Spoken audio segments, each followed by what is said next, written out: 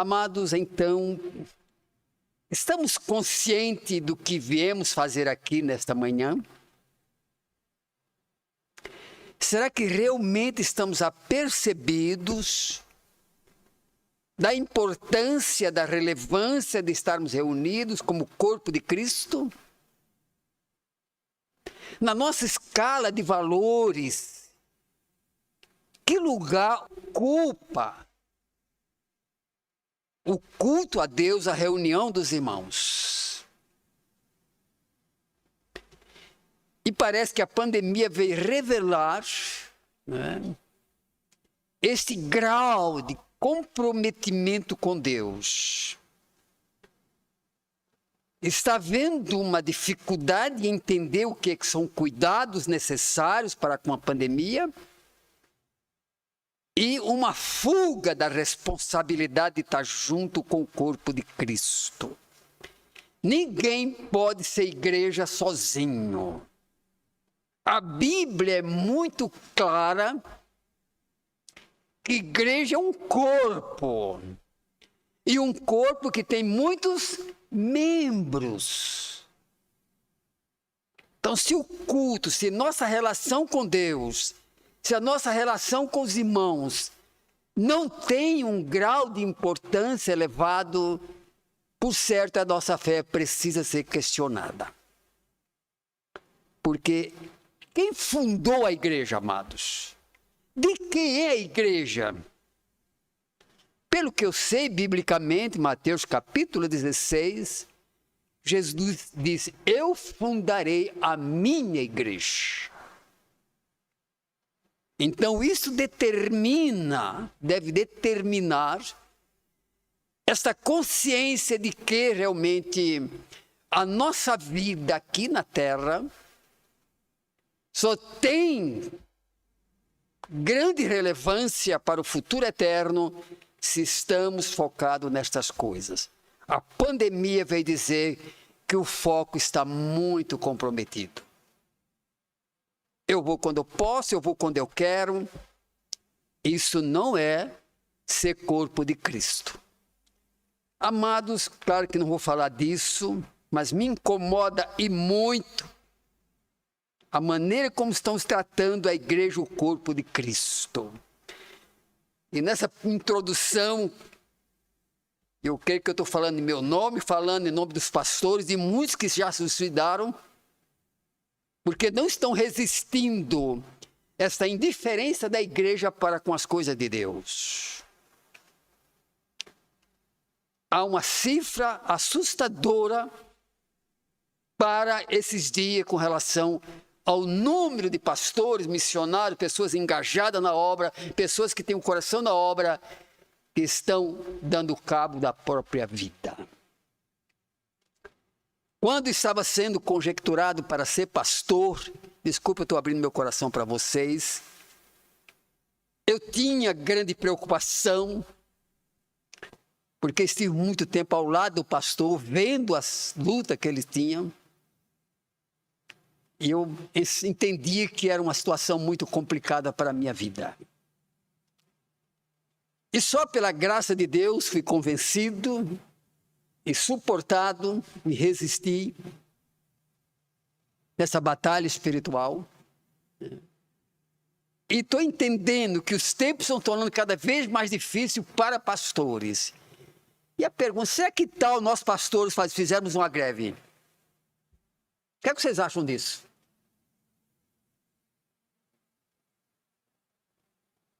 Porque parece que a gente ora, a gente dá bronca, a gente reclama.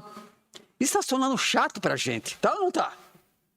Está ficando muito chato para nós. E muitos pastores, muitos homens de Deus deixaram posições elevadas na vida secular para assumir o ministério.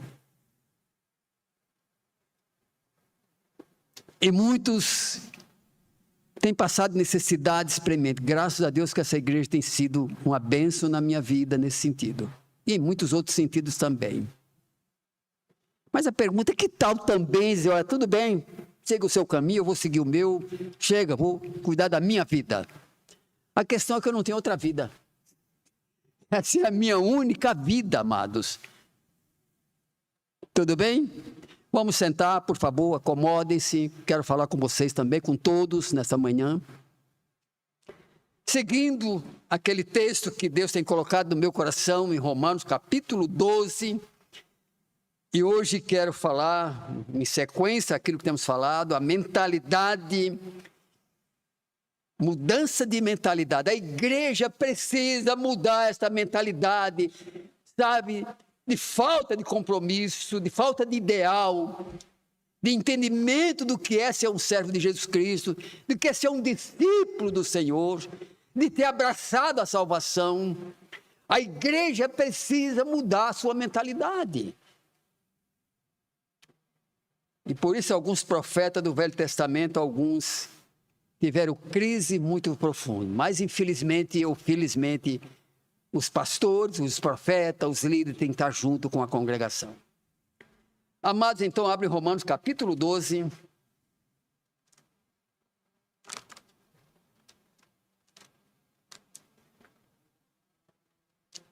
Capítulo 12, 1 e 2.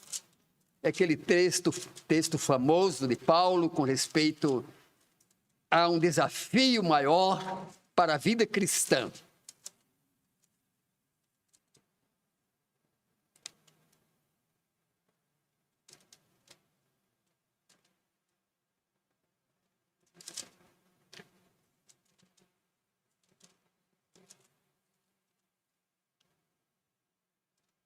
Veja como Paulo se dirige aos crentes romanos nesse texto aqui, nesse trecho. Rogo, pois, irmãos, pelas misericórdias de Deus, que apresenteis os vossos corpos, o vosso corpo por sacrifício vivo, santo e agradável a Deus, que é o vosso culto racional. Mas não vos conformeis com esse século, mas transformar-vos, porque haja uma transformação mental, para que experimenteis qual seja a boa, agradável e perfeita vontade de Deus. Onde está a vontade de Deus para nossas vidas? Então, quero trabalhar com essa sequência. Transformação mental, uma mudança mental, isso é uma mudança comportamental, uma mudança de atitude, de postura. Paulo está fazendo um apelo àqueles crentes da igreja de Roma, que ecoa para nós hoje. Se não ecoar para os nossos corações, o que é que estamos fazendo com a Bíblia? Aliás, a Bíblia está sendo muito maltratada hoje. Eu estou com algumas Bíblias lá abandonadas. Isso vai fazer falta para você. Bíblia vai fazer falta. Vai chegar um tempo que vai se procurar a palavra de Deus e não vai se encontrar. O Congresso Mundial, essa organização que controla muita coisa do mundo, o nosso mundo, está determinada, já está proclamada, para que os crentes sejam realmente proibidos de expressar sua fé, porque para eles nós somos a infelicidade deles. Sabiam disso? Porque quando pregamos contra o pecado, contra a imoralidade, contra o desvio de conduta sexual, quando também nos posicionamos contra o aborto, o assassinato de crianças, de bebês, de fetos, isso nós estamos tirando a felicidade das pessoas. Veja a mentalidade da ONU. Então estão escrevendo documentos que vão colocar em prática, e eu entendo que ela vai ser um instrumento de Satanás para tentar de todas as maneiras silenciar a fé dos cristãos. Então, primeira questão para isso que eu quero abordar é o inconformismo. Mudança de mentalidade tem a ver com um inconformismo, né? E quero chamar a atenção aqui, a mente, aqui, a cabeça, né? Tem a grande importância na questão da fé, amados. A fé vem pelo ouvir a palavra de Deus quando nós processamos essa questão da vida com Deus. Agora imagine uma igreja acéfala, é uma igreja sem cabeça, que não pensa, crentes que não pensam, que não considera, que não reflete, que não gasta tempo para pensar nas coisas de Deus, que não considera os valores espirituais, que a vida cristã é apenas um passatempo, que os céus é uma coisa muito distante. Então, a mente é a central de nossos pensamentos.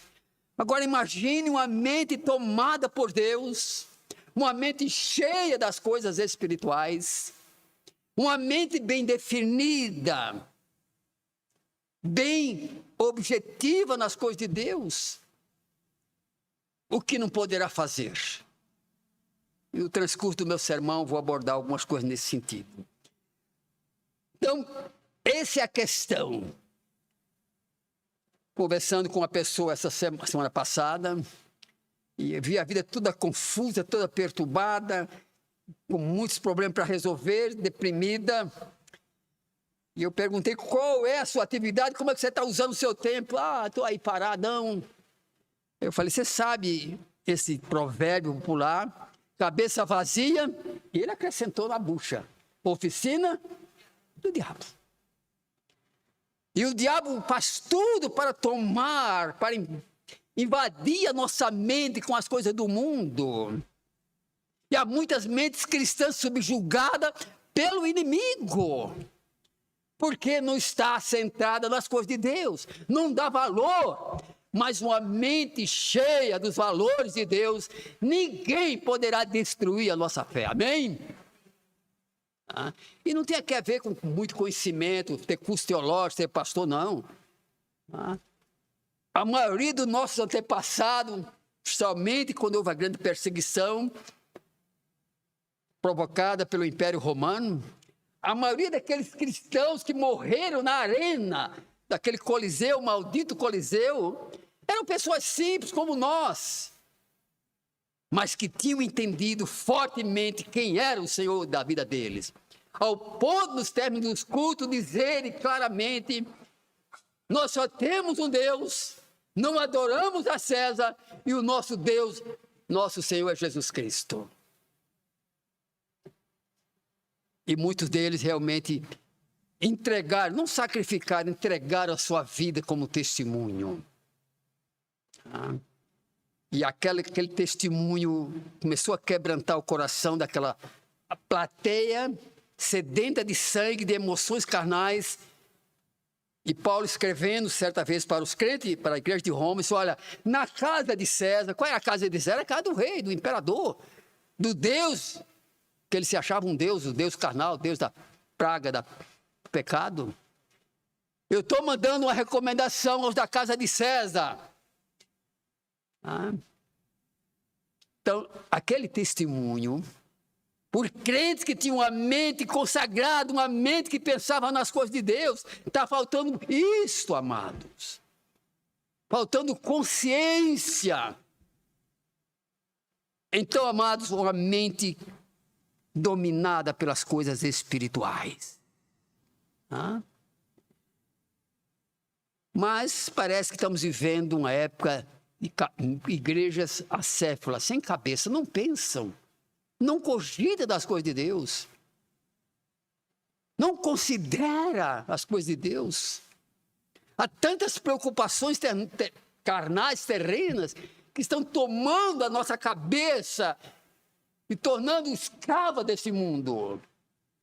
E digo para vocês, a tendência é que as igrejas se tornem cada vez mais emocionais. Mas sentimentos, não é que é pecado ter sentimento, ter emoções. O problema é que os sentimentos acabam. Terminou a alegria, terminou a felicidade, terminou o objeto do seu prazer, acabam. Agora, a mente bem definida, com coisas claras, clarificadas, essa ninguém pode roubar. Uma mente consagrada ao Senhor, ninguém pode roubar. Portanto, há tantos divórcios, É tanta queda, tanta carnalidade no meio do povo de Deus. Porque falta uma mente consagrada, colocada no Senhor. Então a mudança deve começar por onde? Por onde? Isso aqui, a maneira pensante. O lugar onde se toma decisões, onde se faz escolhas. Porque as emoções acabam. A carta aos Hebreus diz que pela fé entendemos. E mente entendimento. Pela fé entendemos quem fez o universo. Quem fez estas coisas. E não tem nada a ver com muita inteligência, não. Não. Esses homens que começaram a nossa vida, que são nossos antepassados, homens e mulheres, não eram doutores, não eram nenhum catedráticos, não eram nenhuma pessoa muito evoluída, muito fluente. Eram pessoas simples, pastores, pessoas que cuidavam de ovelhas, cuidavam de jumentos, de camelos. Só que a mente estava focada nas coisas de Deus. Claro que teve alguns intelectuais, mas a maioria era pessoas simples. A maioria dos profetas eram pessoas do campo, lavrador, colhedor de frutos, cuidador de ovelhas. E deixaram um legado tão poderoso que ainda hoje e vai continuar falando ao nosso coração. Leia o livro de Oséias. Mas isso é um sacrifício muito grande. Ler a Bíblia hoje. Então a igreja está perdendo a cabeça. Porque não considera, porque não consagra isso aqui. A mudança de mentalidade tem que começar aqui. A postura, o entendimento das coisas.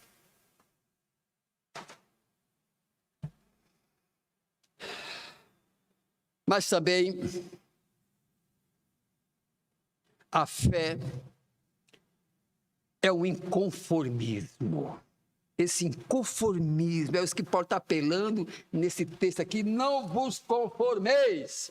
E não vos conformeis. Isso é, coloca na tua cabeça, na tua mente, para que abrase o coração e a alma as coisas de Deus. E não vos conformeis com este século, mas transformar-vos pela renovação da vossa mente. Uma mente bem cheia das coisas de Deus. Mas o que a gente vê em muitas conversas entre crentes são as últimas modas da sociedade. Os últimos acontecimentos. As coisas que estão bombando aí na televisão. As músicas que estão bombando. Fiquei escandalizado. E não sei como não perdi a cabeça, Deus me controlou. Quando houve um acampamento nosso jovem, aqui na quadra do Ex-Dimensão, com outra igreja menonita. Sabe quem eram os heróis dessa gente, numa enquete que eles fizeram lá? Elementos do rock, do mundo do cinema, vida que não tem compromisso com a verdade. Muitos roqueiros dessa gente vivem uma vida promíscua, não digo sei se todos, morrendo novos. Eram os heróis. Eu falei, Deus do céu, o que é que eu estou ouvindo da minha igreja, da minha mocidade?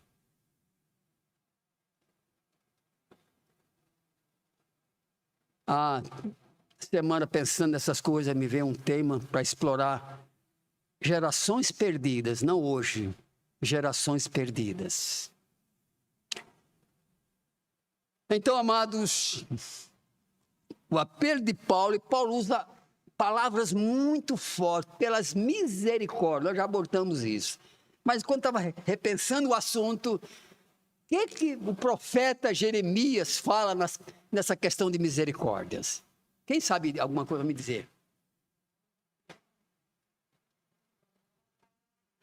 As misericórdias de Deus se renovam a cada manhã, e se você está aqui, amado, é pela misericórdia de Deus. Se nós estamos aqui é porque Deus, na sua compaixão, no seu cuidado, nos permitiu estar aqui hoje, e muitos não estão aproveitando isso. Não sabem que esse momento é ouro precioso. É ouro. enriquecei a nossa vida deste ouro celestial. São a causa também de não sermos consumidos. As misericórdias de Deus que se renova, porque para que não sejamos consumidos pela ira dele, pelo furor dele. E na história da raça humana, em muitos lugares, a ira de Deus se revelou pela iniquidade, pelo pecado, pela afronta à santidade de Deus. Será que não lemos a história de Babilônia? Será que não lemos a história de Sodoma e Gomorra? Será que não lemos a história daquelas cidades romanas, italianas, né? Pompeia e Herculano, que foram queimadas no morro, explodiu o Vesúvio. E muitas cidades estão descobrindo agora, estão submersas. A ira de Deus, não somos consumidos, porque a graça de Deus tem se manifestado em Jesus e tem nos poupado para uma vida de fé. Mas também essa postura de inconformismo, é o que Paulo está apelando. Paulo está usando um discurso muito forte para dizer, olha, seja inconformado com esse quadro, com esse cenário. E para não se amoldar a este século. Meu Deus, o que vai ser da igreja que está se conformando, se amoldando a esse sistema? O que é que vai ser? Eu me pergunto. O que é que vai ser a igreja daqui a 10 anos? Não vou dizer nem 20 anos, nem um século, daqui a 10 anos, amados. A evolução do pecado dentro da igreja, por uma vida acomodada às coisas espirituais, nós somos aquilo que pensamos. Alguém já disse isso em algum lugar, nós somos o que pensamos. Se eu penso nas coisas de Deus, se eu penso naquilo que é celestial, a minha vida está sendo aquilo. Não se amoldar, não entrar na forma, no formato deste século.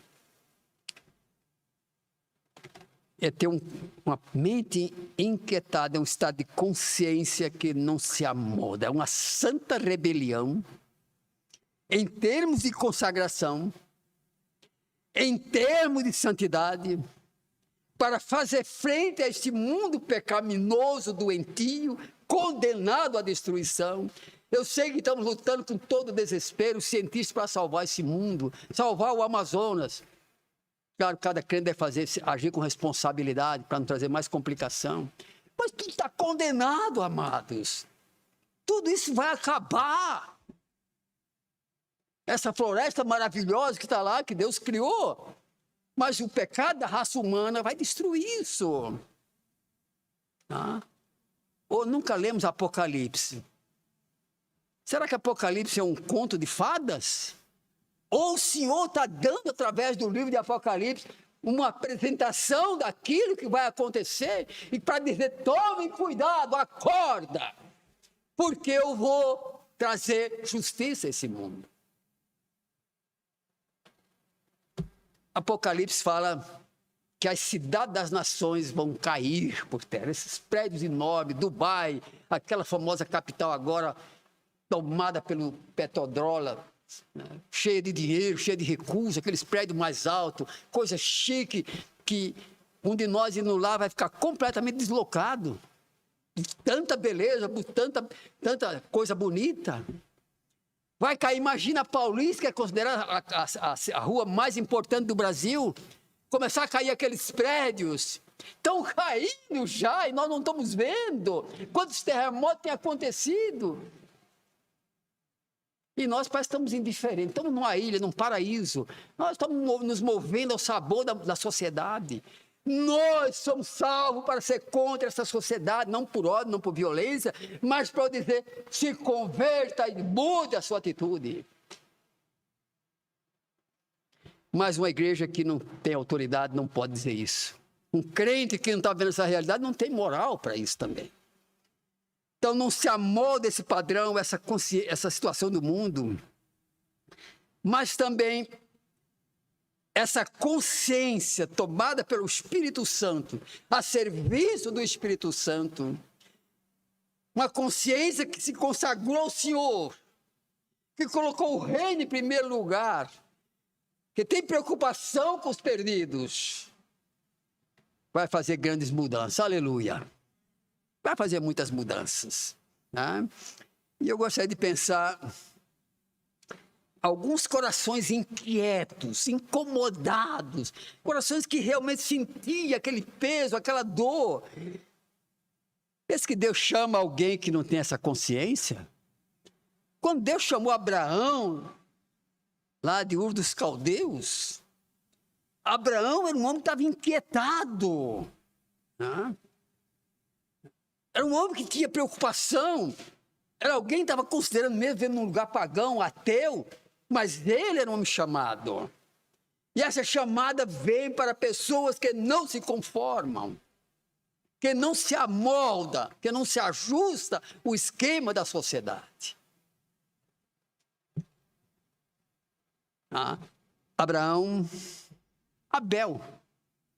Abel entendeu que o culto do irmão dele era uma coisa profana. Só tinha 3 homens naquela época, e Abel já tinha esse discernimento, essa capacidade, era uma coisa mental na cabeça dele. O culto a Deus é diferente, não é cheio de frutas da terra, não é de qualquer coisa. É um culto onde tem comprometimento com a redenção, é um culto de sangue, é um culto de ovelha sendo sacrificada para dizer ao pecador, essa era a sua condição de ser sacrificado. Já Abel, por isso que ele, na lista de Hebreus capítulo 11, ele é o primeiro. Top da fé, aleluia! Top da fé, está ali no começo. E começa a descrever essas pessoas. Claro que falta muitos ali de heróis. Eu tinha alguns heróis que eu colocaria ali. Não eu, mas eu colocaria muitos heróis ali. Mas Deus é quem faz as coisas. Então, Abel, Abraão. O que pensamos de Moisés? O que pensamos de Moisés?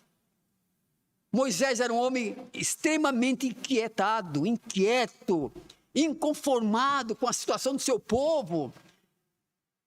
Quer fazer uma revolução, não espiritual, e se deu mal, porque não era o caminho, mas no coração havia uma inquietação de servir o Senhor.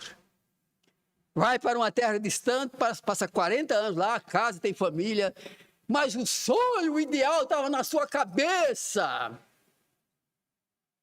E quando isso pega a nossa cabeça, a nossa mente, é que um comunista falou para uma professora, não adianta falar para ele, a Bíblia está na cabeça deles. Aleluia. Há elogio maior do que isso? Quando a Bíblia está em nossa cabeça? Então, aquele homem inquietado, estava tudo bem, uma zona de conforto tremenda, um sogro que o amava, gente boa, gente fina, Jetro era gente fina mesmo, casado com uma moça que provavelmente era uma moça espiritual, talvez uma cantora da região, cantora de músicas religiosas, né? Que o nome dela significa mais ou menos isso. Tudo ali à disposição, estava rico, né? Muitos rebanhos, mas havia naquele homem uma inquietação por Deus, uma inquietação pelo espiritual, pelos céus, pelas coisas de cima. Então, um dia vai para um lugar e Deus tinha marcado um encontro com ele não sabia, né? Mas Deus tinha marcado um encontro com ele. E ali há uma experiência tremenda, gloriosa. Mas interessante que ele colocou um dos nomes de seus filhos, dizendo, o sentido era, eu sou um estranho nesse lugar. Eu sou um estranho no ninho. Isso aqui não é a minha casa. Apesar de ser um homem abençoado pelo meu sogro, uma família maravilhosa, mas eu estou fora da missão do Senhor. O meu coração está lá na missão que o Senhor me deu, mesmo que eu tenha feito errado. E ali Deus se apresenta a ele e diz, agora vamos começar tudo de novo. Oh, glória! Quando Deus diz, vamos começar de novo. Comece de novo nessa pandemia.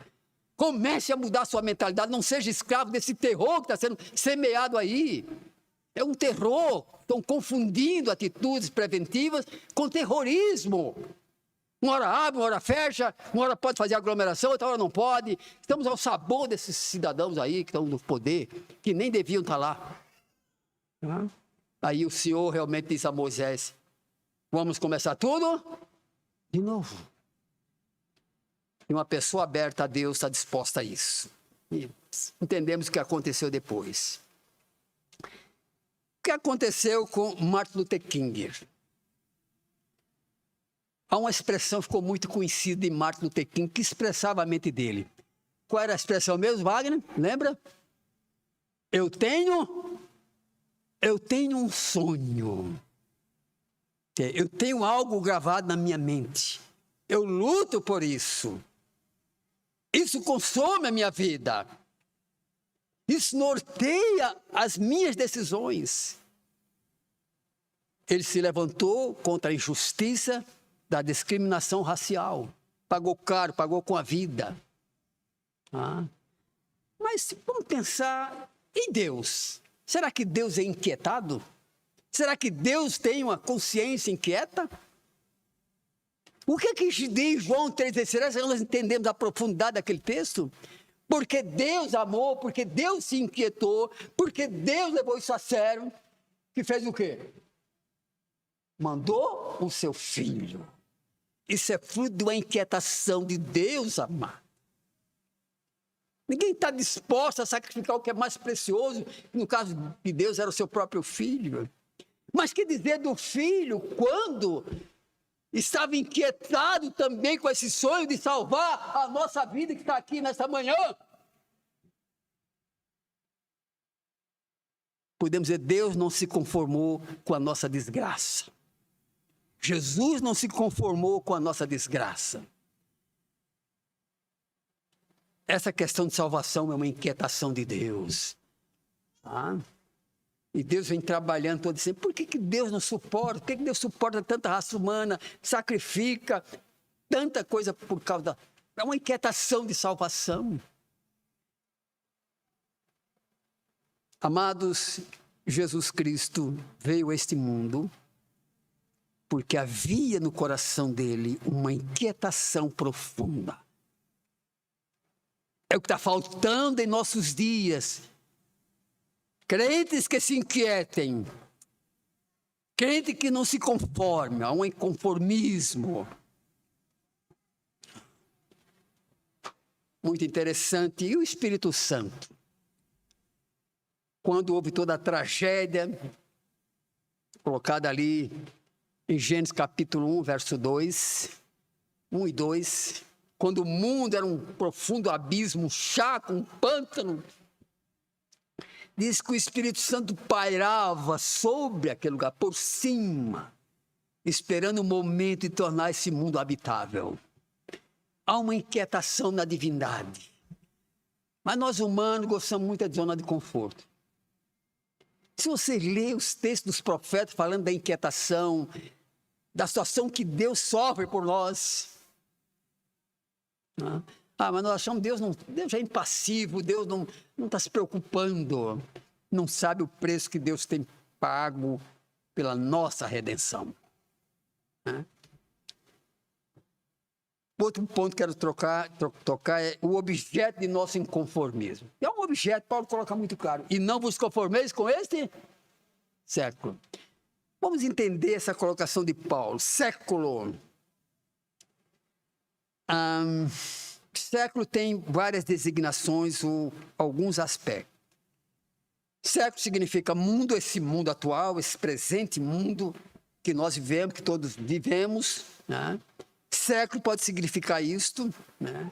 Uma sociedade rebelde contra Deus, um esquema satânico dominando esse mundo, como diz João, né? O mundo jaz no maligno, 1 João 5,19. E Paulo fala em Efésios 6,12, desse mundo tenebroso que está sob o domínio das potestades do ar, que são demônios, e também pelas potestades humanas que estão sob o controle do inimigo. Estamos escandalizados com as guerras, escandalizados, sofrendo pelas tragédias. Esse é o século. E cada crente, cada salvo, teve que enfrentar o século dos seus dias. Tá? É o esquema satânico, mas a palavra secularização. Eu fui consultar o dicionário para me certificar, para não falar palavras erradas. Século, secularização. E então, o escritor do dicionário me diz o seguinte: secularização é a profanação do sagrado. Tá? Não é nem um teólogo que disse isso, não é nem um escritor sagrado. Dicionário. Secularização é a profanação do sagrado. E esse é o grande problema da igreja, do povo de Deus durante toda a sua caminhada. O perigo que há na secularização. E o que é secularizar? Você sabe? Tem alguma ideia vaga? Hein? Já falei, né? Sabe, o diabo talvez usa mais isso do que outra ferramenta. A secularização. É tornar o sagrado profano. E na caminhada do povo de Deus no deserto, havia no meio daquele povo um espírito de secularização. E eles diziam para afrontar Moisés, que na realidade afrontava Deus: por que não voltamos para o Egito? O Egito era o símbolo de tudo aquilo que era secular. Uma sociedade secularizada, paganizada, onde os valores que contam é o prazer, é a felicidade carnal, são os encantamentos deste mundo. Secularização. Então, quando eu pego o corpo de Cristo, o meu corpo, com coisas erradas, quando eu visto esse corpo com modas erradas, quando eu uso a minha boca com palavras erradas, feias, quando eu penso em coisas erradas, eu estou secularizando o meu corpo, eu estou profanando o sagrado. Porque a Bíblia diz que o nosso corpo é santuário do Espírito Santo. E hoje, infelizmente, o mundo da moda geralmente é feito por pessoas que não têm a menor consciência da dignidade do corpo. Também tem um lado religioso nisto. Quando eu falto com as minhas obrigações, porque eu posso ser espiritual, mas não fazer nada, não demonstrar isto. Secularização do sagrado, do santo. E a igreja tem perdido a noção do que é santidade, do que é uma vida consagrada, do que é uma vida decente, uma vida que agrada o Criador. Quando isso acontece, nós estamos secularizando, profanando aquilo que é o nosso santuário, o santuário de Deus. Modas erradas. E eu sei que está muito comum fazer tatuagem. E às vezes com um símbolo que descreve muito claramente que aquilo é coisa maligna. Será que o nosso corpo não agrada o jeito que está? Já me perguntaram várias vezes, eu sou contra. Você quer fazer? Faça.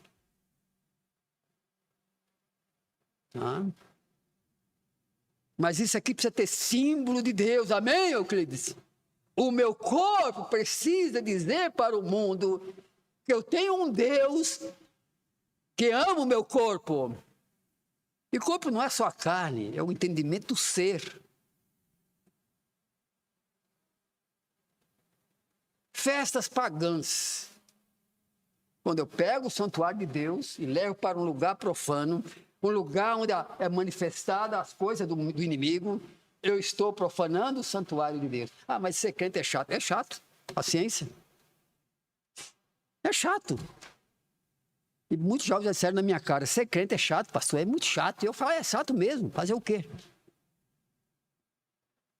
Agora, você precisa saber o fim. Você precisa determinar onde você quer chegar.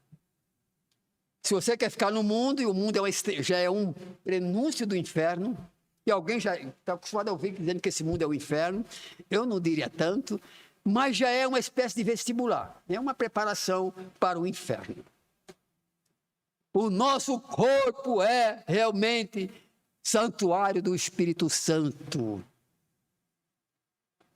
E quando Deus faz o corpo, já falei isso numa mensagem anterior, eu posso imaginar Deus pensando, o homem não existia ainda, e Deus está moldando aquele barro, trabalhando aquele barro, e disse, façamos o homem a nossa imagem e semelhança. Não falou a alma, o espírito. Então a igreja está se secularizando nas modas terrenas, nas modas feitas para realmente escandalizar o mundo, chocar os olhos, afrontar a moral.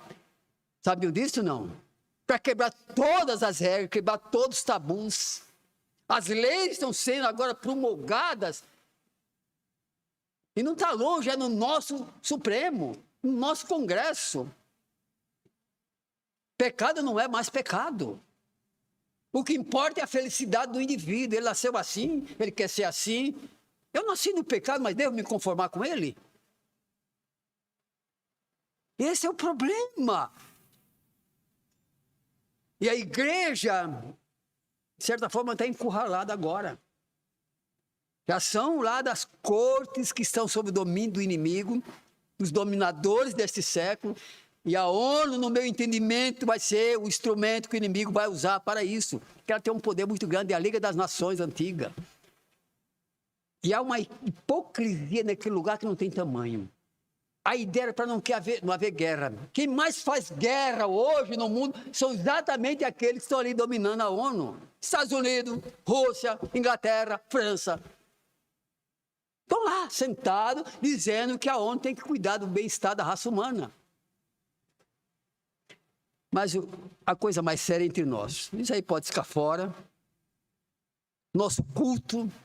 Será que temos entendimento que quando nos reunimos como corpo de Cristo, estamos nos apresentando para ser aquilo uma experiência direta com Deus? Claro que eu devo ter isso individualmente, começa em casa, começa no seu culto pessoal. E a pergunta, você está fazendo seu culto pessoal? Não, eu estou com muita atividade. Essa é sempre a desculpa. Mas assiste televisão, e às vezes não é 15 minutos, 20 minutos, é uma hora, mais de uma hora. Né? Pratica esportes. É pecado assistir televisão? Pode ser, pode não ser. Depende daquilo que você assiste. Praticar é pecado? Depende também. Praticar esporte. O nosso entendimento, se a mente está consagrada para servir o Senhor, vai julgar essas coisas. Tem tempo para bater papos infindáveis, às vezes para fofocar. E como o ser humano gosta de fofoca, não é? O ser humano ama fofocar. Ama gastar tempo criticando os outros. Principalmente criticar a igreja. Falei num outro sermão. Quando é que você derramou uma lágrima pela igreja? Quando é que a igreja, o corpo de Cristo, faz parte do seu sofrimento? Mas parece que até um prazer quando a igreja erra, quando o pastor peca, quando um crente criativo cai fora. É ou não é? Porque encobre o seu próprio pecado. Ah, tá vendo? O pastor caiu. E devo dizer para vocês, nós vivemos pastores num fio de navalha. Sabe o que é isso, não? Vivemos num fio de navalha, eu sabia disso desde o começo. Deus, eu não quero ir para aí. Eu sabia que era um fio de navalha. Mas também o Senhor tem me conduzido. Quantos anos eu completei mesmo, igreja? 80. Maior parte no ministério. Maior parte.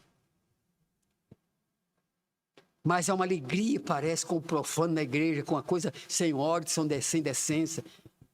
As igrejas que primam por isso, têm dificuldade em crescimento, têm dificuldade com a mídia, porque a sua linguagem não bate com a mídia, não é concordância com a mídia, não tem essa simetria com o esquema do mundo. Agora, se você proclama na igreja que vai ter divertimento, vai ter um ringue, como tem algumas igrejas que tem ringue de esporte violentos. Hein? Alguém falou? Não. Concorda ou sem corda?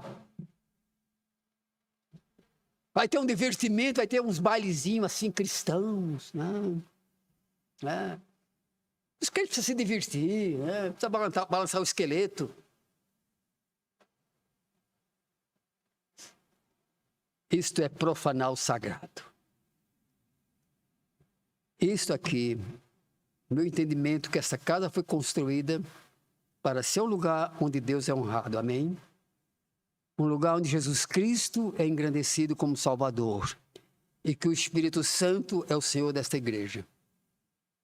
Então, amados, para a gente concluir, esse é o maior problema da igreja, a profanação. É pior talvez do que as batalhas, as perseguições.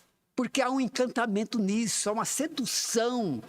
Quando Balaão foi chamado para amaldiçoar Israel, e enquanto ele estava tendo um comprometimento com Deus, com o temor de Deus, que era um profeta verdadeiro, depois se apostatou, ele disse, não há Israel, não há encantamento que prevaleça.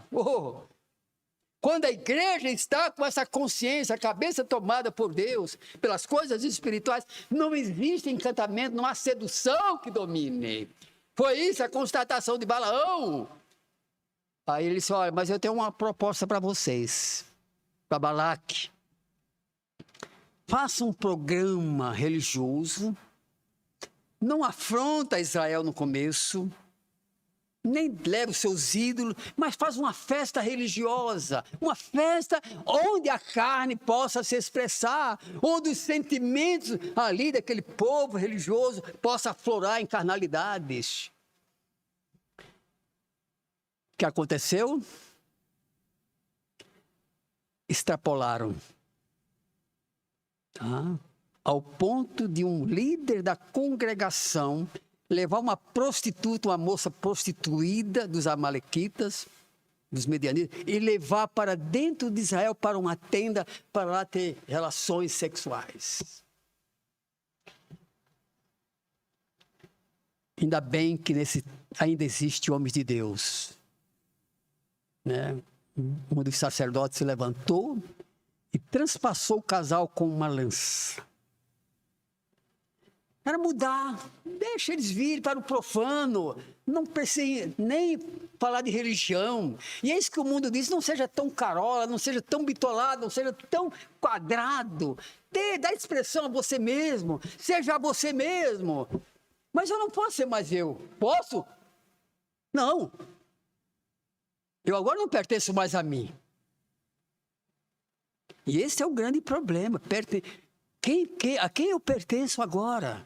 Paulo diz, nós fomos comprados pelo sangue. Mas a profanação da igreja com modas, com músicas, com costumes, com linguagem, com melodias, com cânticos. Hoje os cantos estão mais para entreter a carne do que para desafiar o crente à vida espiritual. O apelo de Paulo, não vos conformeis com este século. Pelas misericórdias de Deus, e para que essa geração ainda seja preservada, e para que vidas ainda sejam alcançadas, para que antes que a ira de Deus seja derramada. Agora uma pergunta para vocês, concluindo.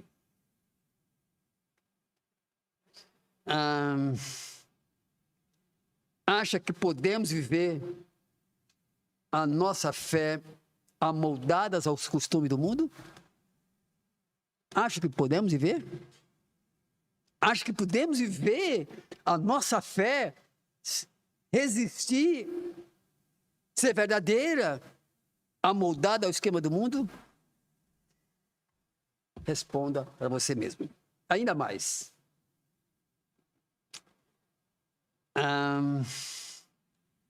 Você acha que é necessário uma mudança de mentalidade ou eu estou falando coisa sem nexo? Faz sentido isso para você? Faz sentido? Se não, meu irmão, abandone a fé e diga tchau para Deus. Não precisa vir para a igreja. Não precisa, não faz sentido para você. Isso aqui é para quem decidiu, quem quer seguir um Senhor exigente. Deus é exigente? É, sim. Paulo fala isso aos Coríntios. O nosso corpo pertence ao Senhor, é templo do Espírito Santo. Então, para que isso seja uma realidade, precisamos passar por uma transformação mental. E que Deus nos ajude nesta caminhada. Amém?